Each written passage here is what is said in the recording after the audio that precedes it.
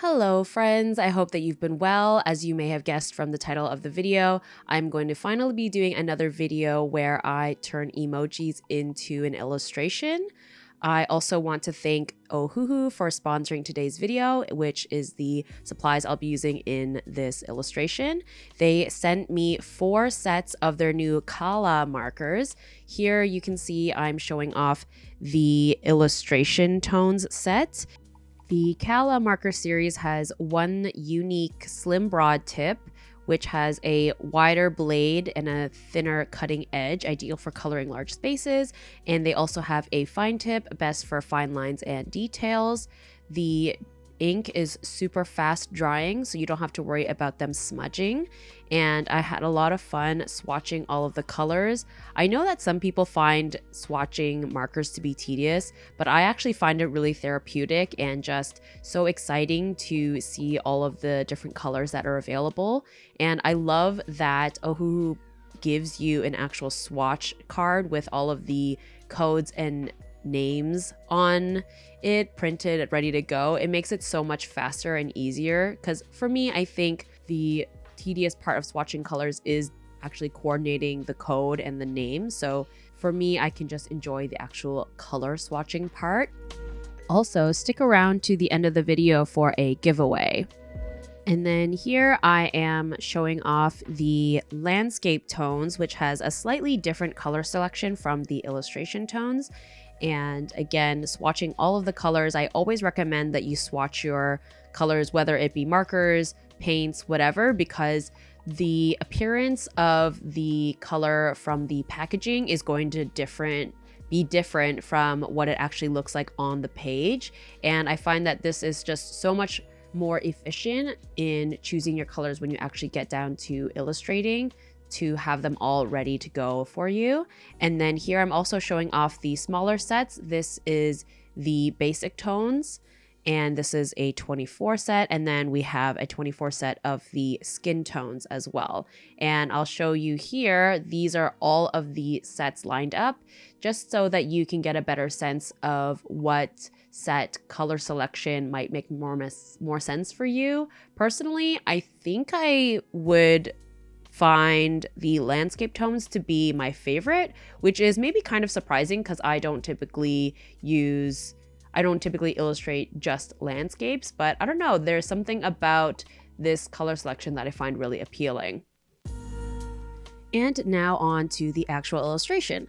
So if you didn't see my previous video where I did this challenge, basically over on Instagram a while back, I had asked my followers to give me 3 random emojis, and then I would take some of my favorites and I would turn those emojis into a character/illustration. And the previous video I did a illustration of a clown, and then I also did an illustration of a knight. And I screenshotted a bunch of my favorites from that time because there was just so many good options, and I always knew I wanted to return to do this again. Unfortunately, I only got around to 1 illustration this time because I just ran out of time in order to get this video out. But I would love to do this challenge again, and hopefully I can do more. So like I said, I had screenshotted a bunch of my favorites from when I had asked this for the emojis on my Instagram stories. And so I had picked out several that stood out for me and asked my patrons to vote on their favorite. And so the winner was the set of emojis that was a moon, a dango, and a planet. And for those of you who don't know, dango is a Japanese treat or dessert. And so that was sort of the forefront of what inspired this illustration. As soon as I saw that, along with the moon and the planets, I knew immediately that I wanted to incorporate the dango as a moon planet kind of thing, because I think that was just such a cute idea, and I've seen so many variations of people making dango into little characters and things like that, so it was kind of an easy kind of train of thought. And then it seemed like, for the most part, dango has a pink, white, and green color scheme. And so I really wanted to stick to that in order to make sure that it was still recognizable, since I knew I was going to be turning them into little planets. So that sort of drove the color palette for this piece. And yeah, and then I just kind of got into the idea of a little tea party type vibe, but also sticking with a galaxy theme. So it was kind of a tricky color palette to work with, because my brain, when I think of galaxy, I usually think of blues and purples. But because there was a green, especially this kind of matcha limey green, I thought that instead of using navies and dark blues, it made more sense to use colors that leaned a little more green. So that's why I chose to use this sort of dark turquoise for the shirt. And then, of course, I carried the light pink throughout the piece, and the yellow and the green. That's the way that I like to approach my color palettes for the most part, is trying to use a somewhat limited color palette and then carry the colors throughout, so that your eye just sort of goes around the page and helps the viewer just like take in the entire illustration.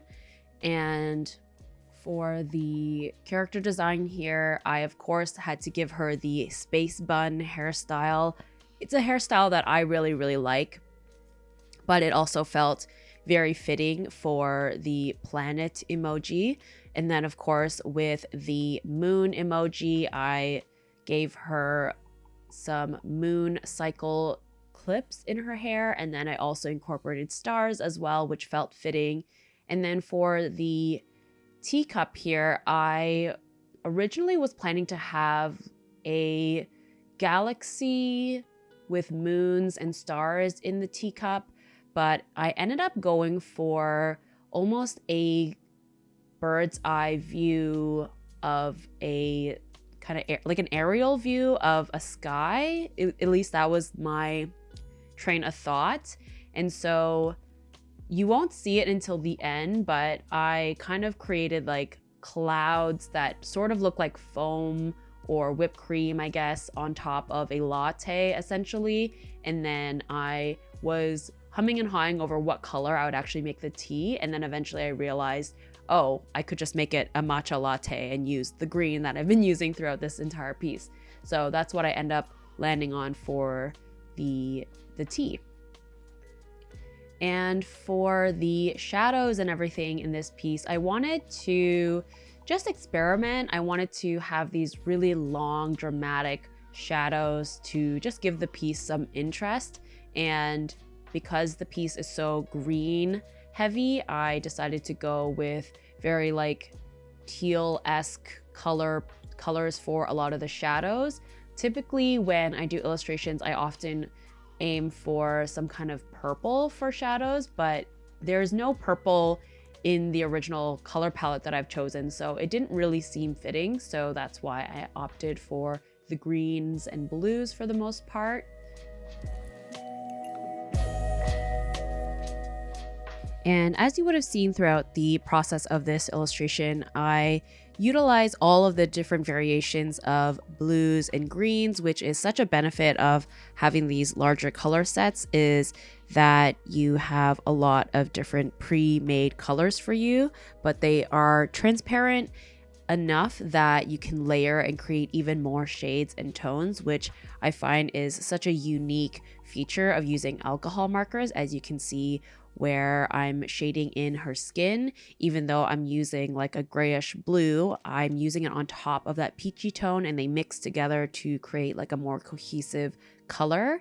And another thing that I really love about the new Kala markers is that they're actually in oval shape. So what's nice about that is that they don't roll away, because I'm the type of person who, when I use the marker, I just put it on the table as opposed to putting it actually back into the case, because I might use the color again.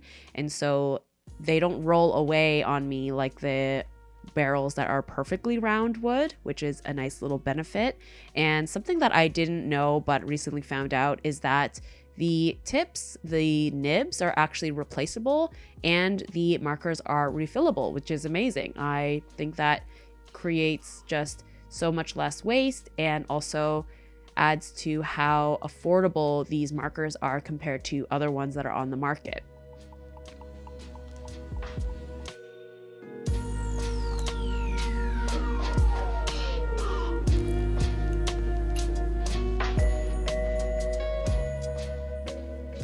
For those of you who are familiar with my other marker illustrations, you'll know that I often use a lot of color pencils to layer, and I also often use a colored fine liner for the line art. But again, I don't know, I was in the experimenting mood, so I decided to go ahead and use the Ohuhu black fine liners for the line art. And then I did use some color pencils to layer on top of this illustration, but quite minimally, to the point where you can barely notice. And yeah, I don't know, I was really struggling with this piece. It feels really different for me, and I just didn't really know how to bring it to a place that made me like the illustration. So I just kept making the shadows like more and more dramatic, and you'll see very soon that I end up just going really hard on the shadows, and I actually even make them black, and then I even make the background black. So yeah, I don't know, even after having the illustration done, I'm still not really in love with it, and honestly, that is okay. I'm trying to come to a place where I'm not beating myself up over an illustration not turning out the way that I had hoped, or just accepting that I'm not going to be happy with a lot of the things that I make, and there is nothing wrong with something that I didn't love being posted on the internet, because even though I might not like this illustration, there might be someone out there who does like this illustration. And regardless of the result, I think that the process of this was still an interesting one. And if anything, I still learned something new with it. Particularly, I do like the dramatic shadows. I just need to find other ways to incorporate it into my illustrations that work for me. But I will say, I do think that opting for the risk of making the background black ended up paying off. I do think that helped the illustration a lot, and it was a big risk to do that. So sometimes risks pay off, sometimes they don't, and sometimes you'll try everything in your power to fix an illustration, and there's just no saving it sometimes. But I mean, not that this illustration is awful, but I'm just not overall pleased with it. But that's okay. That has nothing to do with the actual markers themselves or any of the art supplies, of course. That's just my own artistic failing, I suppose.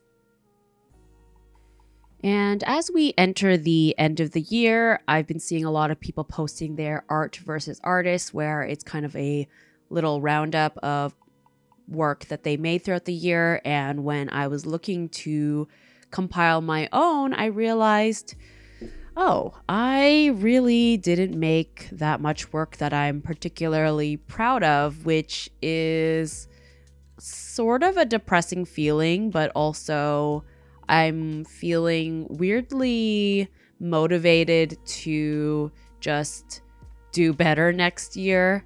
And I'm also trying to remind myself that I should be proud that I made anything at all. And, that I did try my best, I think. Maybe I could have tried a little harder, but I showed up, did the thing, and there's always next year. So that's where I'm at. I have a lot of mixed feelings right now. But anyway, thank you so much to everyone who's stuck it out with me this year during my flop era. I really appreciate it. And as a Little thank you for sticking it out with me. I have partnered with Ohuhu to do a giveaway, which I am so excited to do because I think that you will love these markers if you haven't gotten the chance to try them. So one winner will be given the new Ohuhu alcohol markers in their pastel set, and then one winner over on Instagram will receive the set as well. So I will have all of the contest information in the description, and head over to Instagram for a second chance to win the set as well. And lastly, if you're interested in purchasing any of the Ohuhu products, whether it is these markers, the fine liners, the sketchbooks, whatever it is, they have tons of amazing products over on their Amazon shop. I have a coupon code for 20% off, which I will also have in the description down below.